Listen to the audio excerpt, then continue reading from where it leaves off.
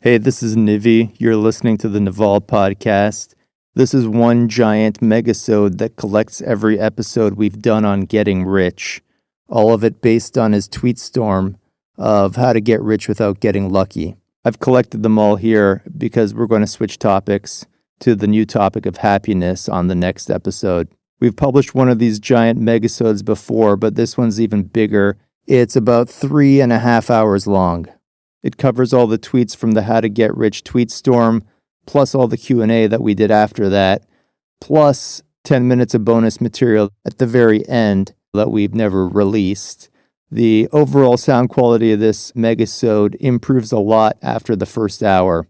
You can find a link to a clean transcript in the show notes, or if you go to the website nav.al. There's no .com at the end. I hope you enjoy.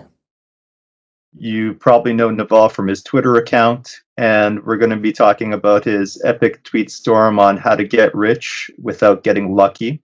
We're going to go through most of the tweets in detail, give Naval a chance to expand on them, and just generally riff on the topic. He'll probably throw in some ideas that he hasn't even published before. He's also the co-founder of AngelList and ePinions. He's a prolific tech investor in companies like Twitter, Uber, and many more. And I'm the co-founder of AngelList with Naval, and I also co-authored the Venture Hacks blog with him back in the day. Yeah, the How to Get Rich tweet storm definitely hit a nerve. A lot of people say it was helpful, reach across aisles, and people outside of the tech industry, people in all walks of life. People do want to know how to solve their money problems. And everyone vaguely knows that they want to be wealthy, but they don't have a good set of principles to do it by. What's the difference between wealth, money, and status?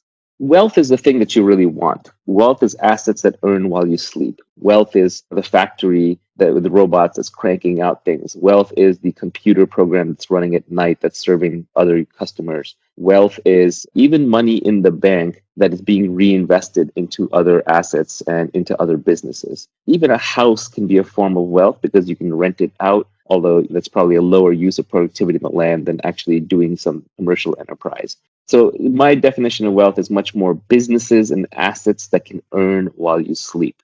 But really the reason you want wealth is because it buys you freedom. So you don't have to wear a tie like a collar around your neck. So you don't have to wake up at 7 a.m. and rush to work and sit in commute traffic. So you don't have to waste away your entire life grinding all the productive hours into a soulless job that doesn't fulfill you. So the purpose of wealth is freedom. It's nothing more than that. It's not to buy fur coats or drive Ferraris or sail yachts or jet around the world in your Gulfstream. That stuff gets really boring and really stupid really fast. It's really just so that you are your own sovereign individual. You're not going to get that unless you really want it. And the entire world wants it. And the entire world is working hard at it. And to some extent, it is competitive. It's a positive sum game, but there are competitive elements to it because there's a finite amount of resources right now in society. And to get the resources to do what you want, you have to stand out. Money is how we transfer wealth. Money is social credits. It is the ability to have credits and debits on other people's time. If I do my job right, if I create value for society, society says, oh, thank you. We owe you something in the future for the work that you did in the past. Here's a little IOU. Let's call that money. And that money gets debased because people steal the IOUs. The government prints extra IOUs. People renege on their IOUs. But really what money is trying to be is it's trying to be a reliable IOU from society that you are owed something for something you or someone who gave you the money did in the past. And we can transfer these IOUs around. So really money is how we transfer wealth. There are fundamentally two huge games in life that people play. One is the money game, because money is not going to solve all your problems, but it's going to solve all your money problems. So I think that people know that. They realize that, so they want to make money. But at the same time, many of them deep down believe that they can't make it. They don't want any wealth creation to happen. So they virtue signal by attacking the whole enterprise by saying, well, making money is evil and you shouldn't do it, blah, blah, blah. But what they're trying to do is they're actually playing the other game, which is a status game. They're trying to be high status in the eyes of other people watching by saying, well, I don't need money, we don't want money. And then status is just your ranking in the social hierarchy. So wealth is not a zero-sum game. Everybody in the world can have a house. Because you have a house doesn't take away from my ability to have a house. If anything, the more houses that are built, the easier it becomes to build houses, the more we know about building houses, and just the more people that can have houses. So wealth is a very positive sum game. We create things together. We're starting this endeavor to create this, hopefully, piece of art that explains what we're doing. At the end of it, something brand new will be created. It's a positive sum game. Status, on the other hand, is a zero sum game. It's a very old game. We've been playing it since monkey tribes, and it's hierarchical: who's number one, who's number two, who's number three. And for number three to move to number two has to move out of that slot. So status is a zero sum game. Politics is an example of a status game. Even sports is an example of a status game. To be the winner, there must be a loser.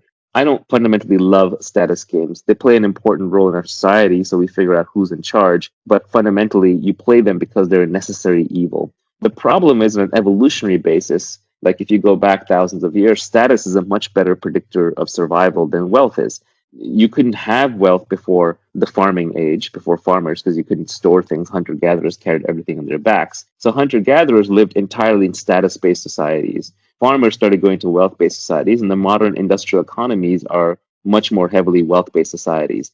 But there's always a subtle competition going on between status and wealth. For example, when journalists attack rich people or like attack the technology industry, they're really bidding for status. They're saying, no, the people are more important, and I, the journalist, represents the people, and therefore I am more important. The problem is that by playing these status games, to win at a status game, you have to put somebody else down. That's why you should avoid status games in your life, because they make you into an angry, combative person. You're always fighting to put other people down, to put yourself and the people that you like up.